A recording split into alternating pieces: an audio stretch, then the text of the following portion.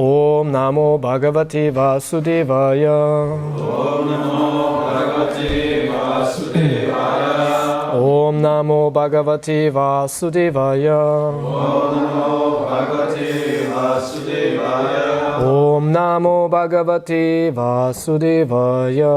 Om Namo Bhagavate Vasudevaya. Narayanam Namaskritya. Narayanam Namaskritya.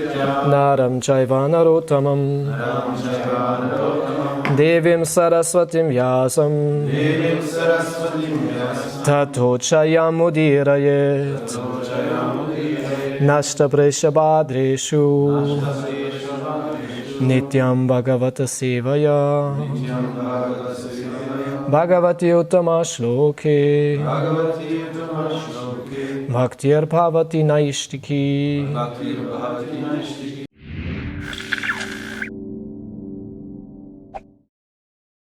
We are reading from Srimad Bhagavatam, Canto 3, entitled The Status Quo, Chapter 11, Calculation of Time, from the atom text number 10. Thank you.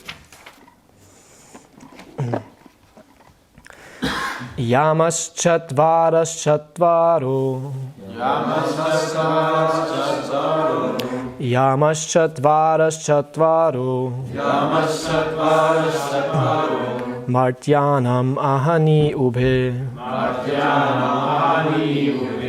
Martyanam ahani ubhe. Paksha panchadashahani. Paksha panchadashahani. Shukla Krishnascha manada. Shukla Krishnascha manada. Shukla Krishnascha manada. Shukla Krishnascha manada. Translation. It is calculated that there are 4 praharas, which are also called yamas,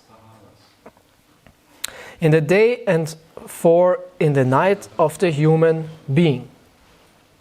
Similarly, 15 days and nights are a fortnight, and there are 2 fortnights, white and black, in a month. Okay, there's no purport, a couple of verses with no purport, but before we continue, maybe we can decipher what this means. So, it is calculated there are 4 praharas, which are also called yamas, in the day and 4 in the night. So that means like 3 hours, right? So then 1 yama is 4 hours. Yeah, okay. And similarly, 15 days and nights are a fortnight. A fortnight is half a month, calculated according to the moon. And there are 2 fortnights, white and black. Yes, we have a Shukla Paksha and we have a Krishna Paksha. Right now we are in Shukla Paksha. Yeah, we had Amavasya a couple of days ago, like new moon, yeah, when the moon is almost not visible. It's called Amavasya. And from this, the moon gets bigger again. So Amavasya is like, new moon, gets bigger again. And this phase, when the moon, from new moon to full moon, is called Shukla Paksha. Shukla means bright. So the moon getting more bright. And Krishna, it's not just the Supreme Personality of Godhead. Krishna means also dark, black. So when the moon from full moon goes back to Amavasya, gets smaller again, it's called Krishna Paksha. So these are the 2 parts of a month, according to the moon calendar. So and here it said there are 2 fortnights, 2 half of this month, 1 black and 1 bright. So Shukla Krishnascha manada in the last line. So text 11. Tayo samuchayo masa pitrinam tat arhanisham dvautav ritu shad ayanam dakshinam chotaram divi. The aggregate of 2 fortnights is 1 month. And that period is 1 complete day and night for the Pita planets. 2 of such months comprise 1 season, and 6 months comprise 1 complete movement of the sun from south to north. Okay, there's also no purport, but as far as we can understand, so the aggregate of 2 fortnights is 1 month. Okay, 2 half months is 1 month. And that period is 1 complete day and night for the Pita planets. So 1 month in the Pitta planets is 1 day. Right. And we hear later that 1 day for the demigods are 360 days for humans. So 1 whole year for us is 1 day for the demigods. And from this we can also learn the calculation of the yugas, which we'll hear later, because the Bhagavatam is measuring then according to the years of the demigods and not according to our years. And later when we hear the estimation, measurement of a yuga, it's according to demigod years. And in the purport, Prabhupada explains that you have to calculate times 360, and so you come to this 4.32 million years, which is like 1 chatu yuga. But actually it's measured according to the age of the demigods, which is 4,000, 3,000, 2,000, 1,000 years. 1,000 for Kali Yuga, 2,000 for Dvapar Yuga, 3,000 for Treta, and 4,000 for Krita Yuga, Satya Yuga. So 1 day, as I said now, of the Pitta, these are like the forefathers. These are kind of heavenly planets. It's a nice reality where the forefathers, the pious forefathers go. And there 1 day is 1 month for us. So we can see they live longer. This is why they live so long, because they have different, because time is relative according to certain places, and so they have a longer lifespan. So 2 of such months comprise 1 season. So 2 months is 1 season, so a year has 12 months, so there are 6 seasons, and 6 months comprise 1 complete movement of the sun from south to north. Because we know that from Puranic understanding, the sun is traveling from north to south, what is called Uttarayana, and the other is called, what is the other one? And one is upwards movement and one downwards movement, relative towards Bhumandala, when the sun goes around Sumeru. And there's also a movement up and down from Bhumandala. And when it does 1 movement from south to north, so from down to up, this is 1 year. Okay. So text 12. Ayane chahani prahur vatsaro dvadasha smrita sangvatsara shatamdrinam paramayur nirupitam. 2 solar movements make 1 day and night of the demigods. Okay, so 6 months comprise 1 complete move. Okay, of course. Sorry, huh? Nobody detected my mistake, huh? 1 upwards movement is half a year, downward another half a year. So in 1 year it makes this up and down movement. And now it said 2 solar movements like this make 1 day and night of the demigods. And 1 day and night of demigods is 1 year for us. And that combination of day and night is 1 complete calendar year for the human beings. The human being has a duration of life of 100 years. Graharksha tada chakrasta paramanth adina chagat sangvatsaravasanena paryeti animisho vibhu. Influential stars, planets, luminaries and atoms all over the universe are rotating in their respective orbits under the direction of the Supreme, represented by eternal Kala. Okay, before I read the purport, which is also short, again this verse. So influential stars, planets, luminaries and atoms all over the universe are rotating in their respective orbits under the direction of the Supreme, represented by eternal Kala. So all the movable objects in the universe is also called Jagat. And Jagat means something like movable. It's a huge machine. The universe is a huge machine with so many movable parts, and they are all working under the direction of Kala, of eternal time, which is the representative of the Supreme Lord. Also in Sankhya, we hear that 24 elements, which is all the material universe, and then there is also one part, I think it's the 25th, it's time, which is, and then something said 26 is the Paramatma. So it goes more into the subtle reality, but it's all directed under the direction of eternal time. So purport. In the Brahma Samhita, it is stated that the sun is the eye of the Supreme, and it rotates in its particular orbit of time. Similarly, beginning from the sun down to the atom, all bodies are under the influence of the Kala Chakra, or the orbit of the eternal time, And each of them has a scheduled orbital time of 1 Samvatsara. So Samvatsara is a year. No, Samvatsara, and here's the word again. Samvatsara, orbit of the sun. Okay, the orbit of the sun is the Samvatsara.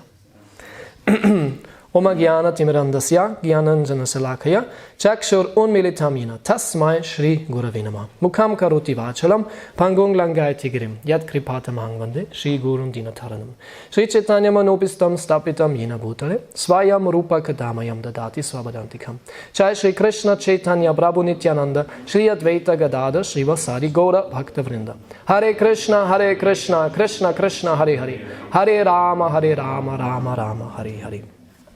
Hare Krishna. So, was this entertaining, exciting? Whoa, we want to hear more?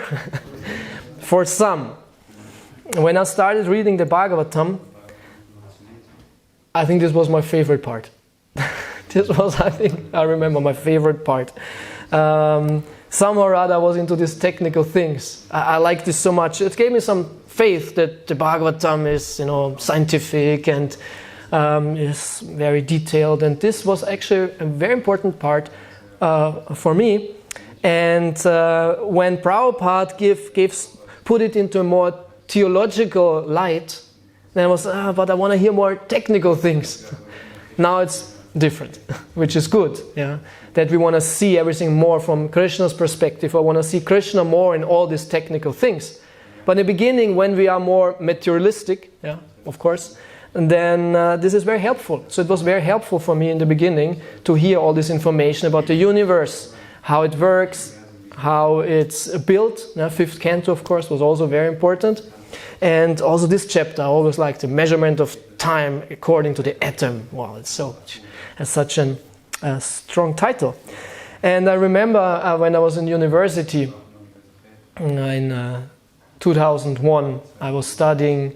Actually, I started studying Buddhism and Tibetan language because I was reading Bhagavatam at home, and then I started to go to university. What was I reading? I don't know if I was reading already Bhagavatam, but somehow or other I was very much interested in Eastern philosophy. But I did not know that I was actually interested in Hinduism, which is broadly said in the university, Hinduism. Because I was definitely no Indian in last life. I have really nothing, my whole life, nothing to do with India. India was for me like a big question mark and something. I have no connection to India at all. But somehow or other I came into this yoga philosophy and mysticism and Vedic knowledge without knowing that it's from India. Don't ask me how this could happen, but somehow or other I was a little spaced out. And then when I went to the university, I remember I had a book which gives Singade Bhagavan Ki, where all the things you can study are inside listed. And I had to choose what will I take. And one was clear, but the other one was not clear. And then I was going, and then I thought, Buddhism, oh, that sounds great. I think I like Buddhism. Buddhism is really good. And Tibetan language and Tibetan culture, right? And I started studying that, and at the same time I was a real spaced out student. I was not so attentive to that what was taught, but I was parallel reading Bhagavatam. I had Bhagavatam already, and I was reading the Bhagavatam, and I thought this what they are teaching is actually Bhagavatam. That is Bhagavatam. And after one class, I had a discussion with one student. Some or other showed him Bhagavatam or something, and I was talking about Krishna. And I thought, yeah, it's all the same, some or other. And he said, what? We are Buddhists. We don't believe in God. And I was shocked. I was so shocked, and I thought, what am I doing here? And I immediately cancelled Buddhism and went into philosophy department and started philosophy. Yeah, that was a big shock. I was so spaced out. And then when I was studying this philosophy, there was also one lecture about Eastern philosophy. And this professor was very much into Chinese philosophy, actually, and not so much into Indian philosophy. And then everyone had to give a lecture, and all the students have to give a lecture and write a paper on one topic. And I wanted to do it about Vedic knowledge.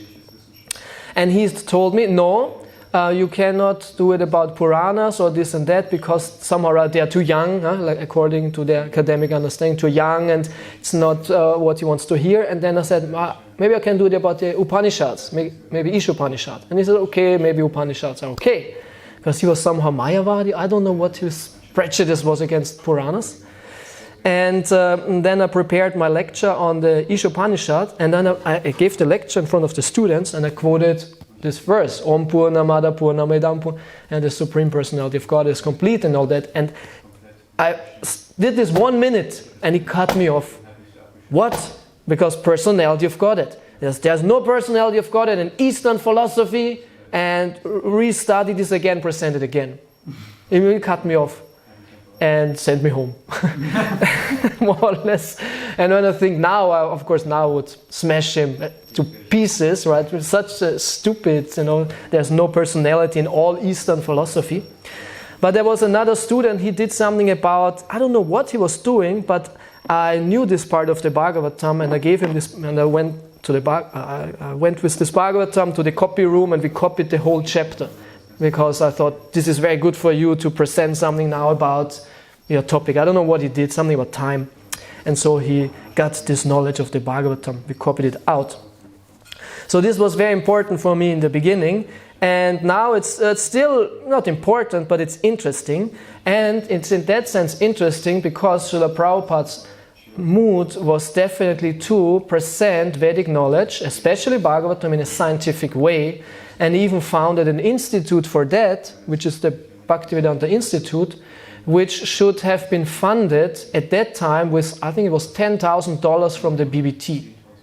Prabhupada said the BBT, he requested the BBT to give to the Bhaktivedanta Institute every month $10,000, which was much more at the time, to make progress in this direction of preaching.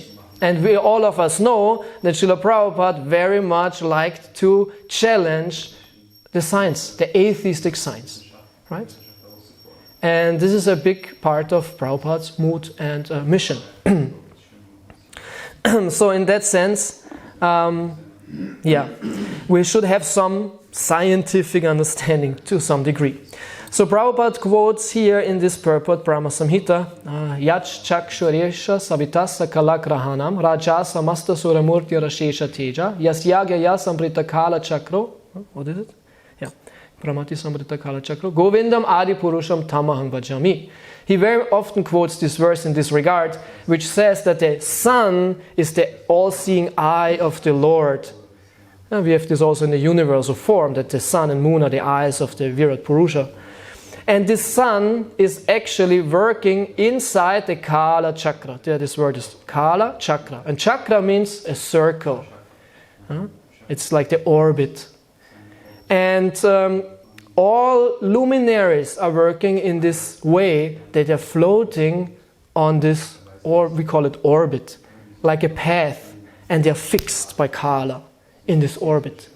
And they will never change their course. They cannot. They are fixed. The whole universe's mechanics or workings are fixed by this Kala.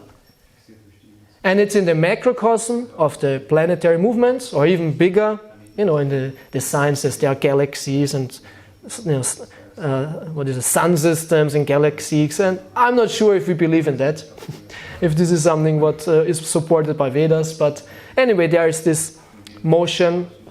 And also in the microcosm, on the atomic level, they say there is a orbital movement. And all this is fixed by Kala. And in the 15th chapter of Bhagavad Gita, verse 13, there's also a phrase, Dara Yami Aham Ojaza, where Krishna says, I hold all these planets in their orbits. So in the end, it's Kala, but in the end, it's all Krishna.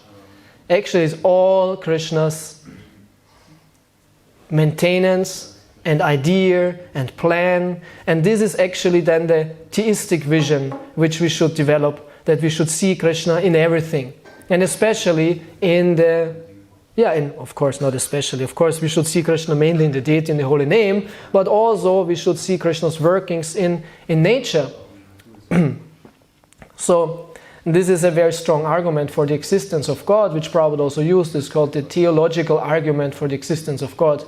Telos means like a purpose. Like a purpose and a goal, that the whole universe is working according to a purpose and a goal. It's not happening by accident. There's some plan behind it, and because there's a plan behind it, there is also an entity behind it, which has an intelligence which is necessary that all this universe can actually work. Without the factor of intelligence, this universe could not be as it is.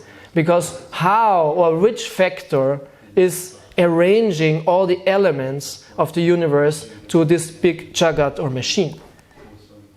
And we have this Occam. It was not Occam, no, who was it? Who gave the example of the watch? I forgot.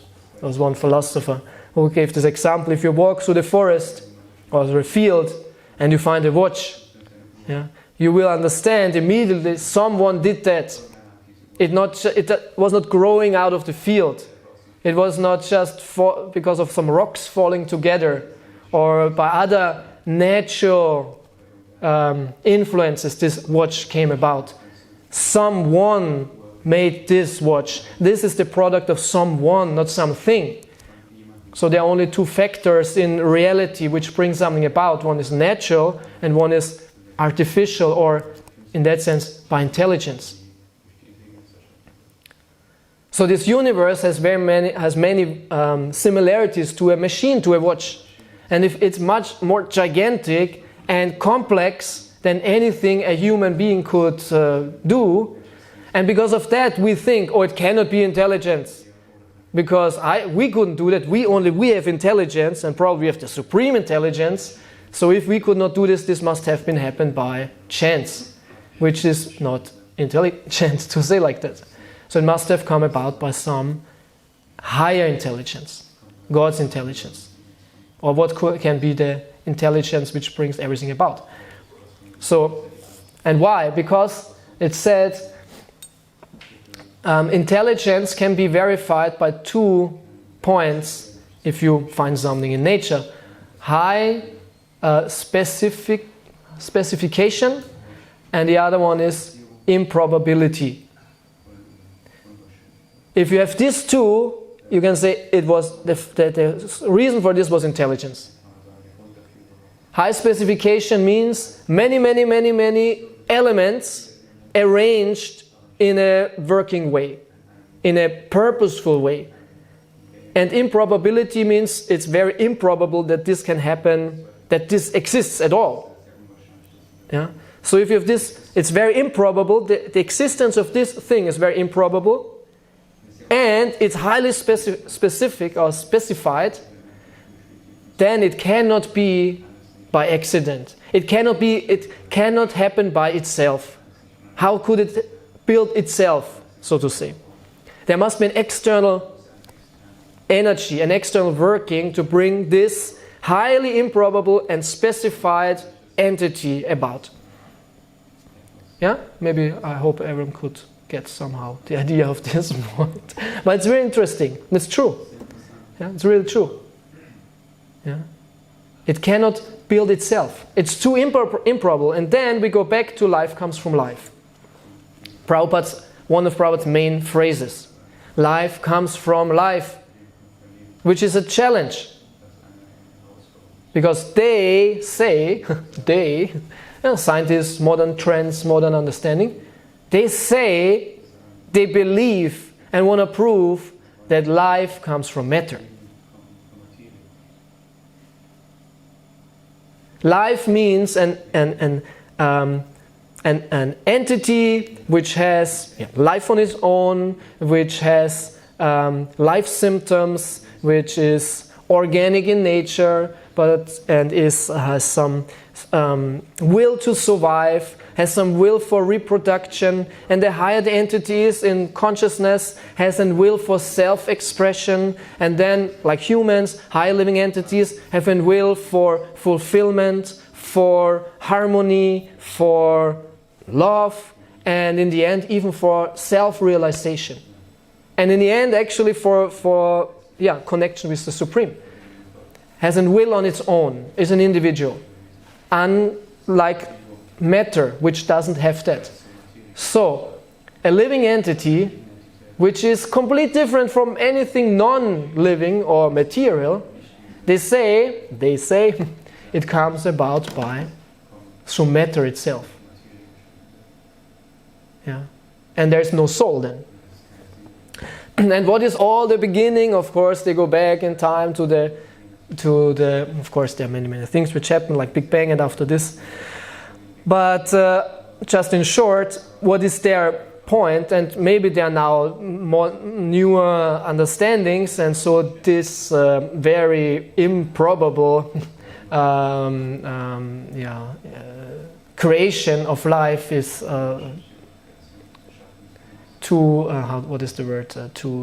it's ridiculous, obviously ridiculous. This is what's believed, that it was raining on the rocks, and the rocks were spilling out, cleaning out some elements, and then there was a big soup, the ocean or whatever, and inside that there were these different elements, and through the influence of course, the atmosphere and temperature, and then also some electrical impulse, the elements which were in this water or solution, whatever it was, some or other formed themselves, came together and built amino acids, which are building parts of a protein, which are building parts of a living organism. Right? The cell produces proteins inside in all this machinery, and these proteins are actually the last stage of development to, build the body. So, and we have this parallel also, because this idea came up this idea was probably around 150 years, something like this. Somehow researched in this direction, and then when was it, 50s or 30s, 40s, when they made this experiment. Who was it? Two scientists made this, Urey and Miller, they're called Urey and Miller, and they made this experiment, and they showed that we could build amino acids in our laboratory, and this was like, wow, we proved that life comes from matter, because out of some elements we build amino acids, which are the building blocks for proteins and all that, which is ridiculous, of course. But this idea was around 150 years, and it's reflected also in the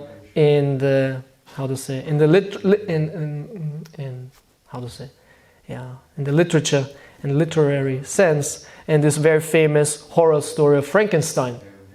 Because there you have it, right? He was a crazy scientist, so this is how they were reflected, this crazy scientist who want to imitate God's creation and make life, prove life is coming from matter. And he took dead bodies. This was his idea. I want to make a human myself. And he went to the graveyard and took dead bodies and built this thing, this monster. And how he put it alive? He put electricity inside. So he imitates actually this process of creation in the beginning of this cosmic soup, and he puts the electricity in. And then it moves, and he's alive, I did it. And then in the end, this monster created by him kills him. Kills the whole family, kills him. So in the same way, the crazy scientist who wants to, how to imitate God, he will kill himself in the end. He's playing with fire. And this is what modern science does. When we play with genetics and when we play with atoms and all that. We will create a monster which kills us. And we see this nowadays also in so many other inventions, which are like praised as the latest development of humanity. 5G, it will save us from so many problems, and we can have, total knowledge through 5G and total control. Things like this. They're all Frankensteins. Okay, so. It's a little bit scientific, what can be said. So Prabhupada wanted to prove life comes from life, and of course not all of us can do that, but at least we have some little understanding, especially Sankirtan devotees. We meet some people on the street. It's impressive if you have some knowledge, and I saw that very often, that most of people claim to be scientists, And atheists have no clue. Most of guys on the street who claim to be scientists and atheists have no clue. And if you have just a bit understanding of what atheism actually is, what science is, you'll smash them like anything. You have to know their philosophy. You will know their philosophy better than they themselves. It's rare that you meet then someone who can defeat you. Very rare. It's not that we go on Sankirtan to defeat people. We should be, full of love and giving and distribute books and be friends of everyone. But sometimes it might happen. And if you have a mind like this, it's good to practice also. But in the end, I have to really say the scientific preaching is for scientists. Like the scientific preaching on a bigger scale is for devotee scientists who are educated in the right way. And most of us are not like this, so we shouldn't go into this and make a fool out of ourselves. Right? So this is the reason why Prabhupada founded this BI. Good. Then Bhagavad Gita, 7th chapter is called Knowledge of the Absolute, Vijnana Yoga, Wissen vom Absoluten. And there Krishna starts with saying, Maya asakta manaparta yogan yunjanmat ashaya asangshayam samagramam yata gyas yasi tachshinu. Listen now to me. I explain to you something. Absolute knowledge. Asangshayam samagrama means like you will have knowledge incomplete and it will destroy all your doubts. It's spiritual knowledge about me, how you put your mind on me and become attached to me in mind, and it will clear all your doubts. Yeah? Gyanam vigyan, what is it? Gyanam teham saitam yach gyat, what is it? Idam vakshyami asheshataha yach gyatva neha bhuyon yach gyatavam avashishyate. I will explain to you now, and Prabhupada translates the word jnana and vigyan, because it's a jnanam vigyanam sahitam. Sahitam is like together. I give you jnana and vigyana. And most of us would say jnana means theoretical knowledge and vigyan means like realized knowledge. But sometimes Prabhupada says vigyan means scientific knowledge. So in this translation, most of you might know, 7th chapter, 2nd verse, how does Prabhupada translate jnana and vigyan? Someone remembers? It says phenomenal and numinous knowledge. How does he come to that translation? Phenomenal and numinous knowledge. So jnana vigyana saitam yach gyatva, what is it? Vakshyami asheshata. I will explain to you this knowledge, and when you understand this, there's nothing else further to be known. This is what Krishna says. When you understand this, it's like Vedanta. There is nothing remaining to know if you understand that. What is jnana and vigyan? And Prabhupada says numinous and phenomenal. Phenomenal means the knowledge of the phenomene, meaning Erscheinungen, appearances, material knowledge. Just like this. It's just a fancy word for material knowledge. Knowledge about the material things which appear, which are perceived by the senses. And numinous means that was not able to be perceived, what cannot be proved actually by science, because the translation of the word numinous, it comes from Latin numen, and was a term found by Rudolf Otto, which was one of the first theologians, to explain what is divine. And numen means actually will, arrangement, like divine will. Numen means kind of an aspect of God which is not embodied, not perceived, but still is working in the creation and it's there. So it's in one sense an impersonal aspect of God, or the will of God, which makes everything work. It's the numen. So numinous means knowledge about, in one sense, just the spiritual. But the spiritual in connection with the material. Yeah, the numen. And then he said the numen cannot be proved by science, which is exactly what we say. Bhakti mama vichanati yavanyas chasmi tattvataha. The truth can only be understood by bhakti. And this is what he says. You can only perceive the numen, the divine, through your own experience. And he interesting said two aspects. I forgot what were the Latin terms. Mysterium tremendum tremendans and mysterium fascinans, he said. One is, the mysterium is like the secret, the the imperceivable, the secret. Mysterium. Mysterium is meaning like in old cults, they had like a secretive meetings, and myos means shut your mouth. After this you cannot say it. So this where the word mysterium comes to, not say anything about it, what we did. So the mysterium is also the secret. And mysterium, the one is the mysterium, or the divine experience, which makes you, not shocks you, but where you have Ehrfurcht, awe and reverence. Meaning when you experience God, it's huge, or He is huge, and you are praying. Aishwarya. And the other one is the mysterium fascinans. Fascinans means like attraction. It means like more the loving aspect. And it is kind of madhurya, right? Which is making you very happy, and it's very loving and very attractive. So I found this very interesting, that they have similar understanding. So Prabhupada says that if numinous knowledge, and says this is spiritual knowledge. So, and then in the third verse of this chapter, Manushyanam sahasreshu kashit yatati sidari yadatam api sidanam kashin mangveti tatvataha, that almost no one understands that. This biggest secret about Krishna, Manushyanam sahasreshu, out of thousands of people, maybe one strives for higher knowledge. Nobody is interested in that. Who asks questions? What is God actually? Is there a God? What is God? And who is God? First question should be in a search for God. Is there a God? Yes or no? And when you understand, yes, okay, what is God? And then the conclusion should be, God is a person. And then, who is God? Because there are many options on the market of the religion. Some say Jesus is God, maybe some say Buddha is God. Some Buddhist traditions say is God. Some may say, I don't know, Sai Baba is God, I don't know, and Amma is God, who knows who is there in the market. But if you compare all of these options, out comes Krishna is God, Supreme Personality of Godhead. Why? Because Aishwaryasya Samagrasya Viryasya Yashaha Shreya Gyana Vairagya Yaschava Shanam Paga Itingana. Because he has 6 opulences complete, and no one else had that.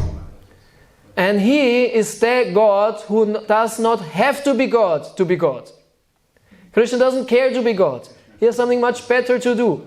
Prabhupada explains in the 9th chapter of Bhagavad Gita, it's not like Atlas holding the universe or holding the earth. He has his energies doing this for him. Yat Shaktir Asti Jagadanda Chayayadanta.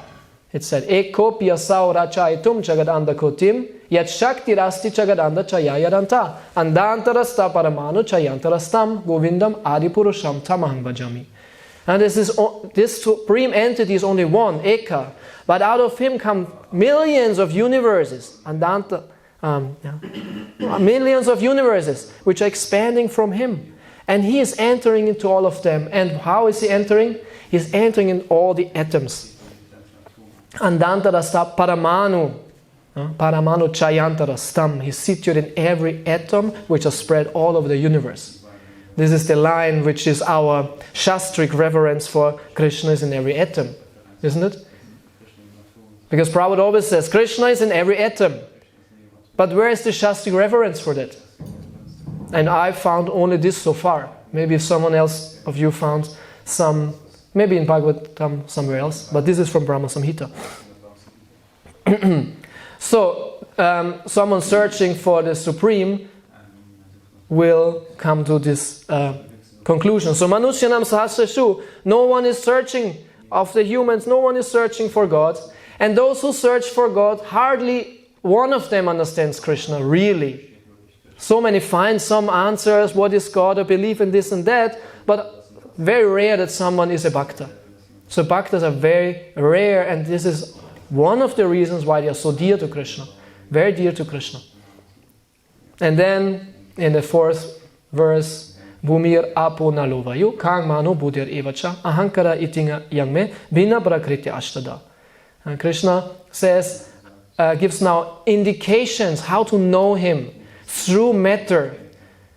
It's very interesting that I don't want to go into detail now, but it's very interesting that the material world is like a starting point for God realization or Shastra. Be it Bhagavatam, be it Brahma Samhita, be it Vedanta Sutra, and be it Bhagavad Gita. Yeah? Of course, Prabhupada wants to immediately present Krishna as supreme. We jump directly to this realization and this knowledge. But Shastra is so kind and is very natural to start with that what you can perceive. And what are we perceiving? The world around us. Vedanta Sutra starts with a definition of the Brahman according or in connection to the observable universe. God is that from whom everything expands, from whom everything comes. So the world is like indication or a pointer towards the Supreme. I found this always very interesting, right? That the matter and the universe is actually very important for God realization. Prabhupada says, of course it's for the beginners, Virat Rupa and all that, but somehow or other it's important. So also in Bhagavad Gita, where Krishna explains, now I will explain to you knowledge, which is the end of all knowledge. You will know me in perfect, without doubt, and how he starts to define himself according to matter. Bhumira Punar Lovayu. I am the entity, these are all my energies. Pina Prakriti Ashtada, these are my separate energies. So that what you can perceive, these are my energies, this is me. But apariyametastranyam prakritin vidime param chivabhuta mahabaho yayedam dharyate chagat. But there is another energy, another entity, which is the soul. It's different from matter. And it's trying like crazy to exploit the material world. Yeah. Etatyonini bhutani sarvaniti upadaraya. Ahangritsnasya chagata prabhava pralayastada. With this verse. And the 6th verse where Krishna says, this living entity, this mystical living entity, spiritual living entity, the soul, has its birth in both energies. In matter and in non-matter. Tatyonini bhutani sarvaniti upadaraya. And then he says, but I am the whole universe. I am all of that. I am this whole display. I am its creation and its destruction. And a couple of days, I don't know, I gave lecture in Bhagavatam or where was it? Where the Prabhupada quoted this line, Ahangritnasya Chagata. I am like everything. So Krishna equates himself with matter. Krishna equates and says, I am this energy. It's not that I'm exclusively it, as Prabhupada says. God is everything, but not everything is God. But there is a strong connection. That Krishna is not different from his creation, and different, of course, too. So creation, material world, the observable, can be used to see Krishna, to see his wonderful workings, to understand that this creation cannot come about by accident. It's actually a wonderful display of God's power and mercy and genius, how everything works. And the real scientist, the spiritual scientist, will see God in his research. And he will see, wow, this world is an amazing display of God's power. So as we go into a, gallery and see a wonderful painting, and then you think, wow, how could he do that? How could this artist do that? So their painting is reminding us on the artist. So it was a little bit technical. Sorry for that. I try to follow some or other, as far as I can, the mood of the Bhagavatam. So there was not so much Leela and this and that inside. But these are interesting points that we should try to see the Shastra as clear as possible and study and research and understand what it means. And it's interesting how Prabhupada always puts it in connection to Krishna, so that we can really learn to see Krishna in everything. And Krishna wants that from us. And I quoted this line before, Dadayami Aham Ojaza, where Krishna says, I'm holding up all the planets.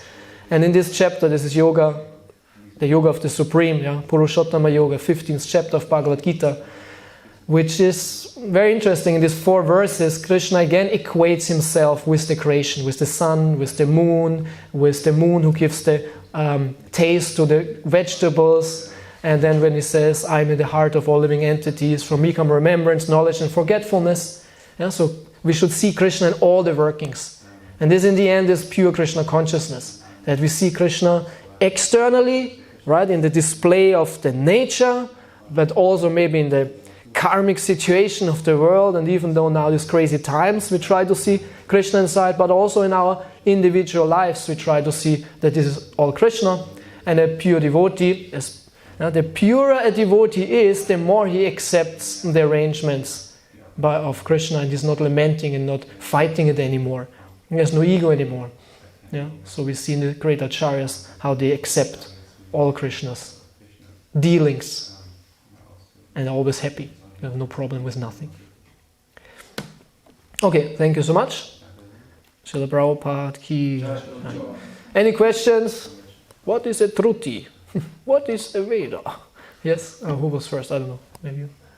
When you spoke about your professor from university, I got reminded that today many ecologists and scientists they claim that the Vedas were created by humans gradually, and their proof is that there in some Upanishads, for example, and also the Bhagavad Gita has also connection to these Upanishads. There were philosophies mentioned, which came later. After 500 BC. For example, Buddhist philosophy. Yeah. And we know that Buddha was born 500 BC. So what can we offer them to prove them wrong, actually? Okay, I have one simple argument, and use it or don't use it, but this is what Prabhupada said, that the author of the Bhagavatam is Vyasadeva, who is Trikalagya, and this Prabhupada explains also in this purport to this verse, the first canto, and he knows past, present, future. So this is the reason why things are mentioned which are chronologically happening after the writing, so to say. So this is our spiritual, mystical answer, and which might satisfy general devotees. Some maybe not, and maybe a scientist will not be satisfied with this. But we are not there to, prove on a material level our Shastra. And in the end, there might be points in Shastra which we cannot understand or where we might have doubts, but these are more or less details.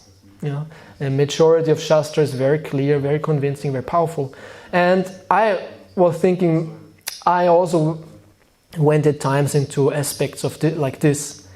But the more we practice Krishna consciousness, the more we experience Krishna, and so these things are not so relevant. And the other thing is that we are also accepting that we cannot understand everything, right?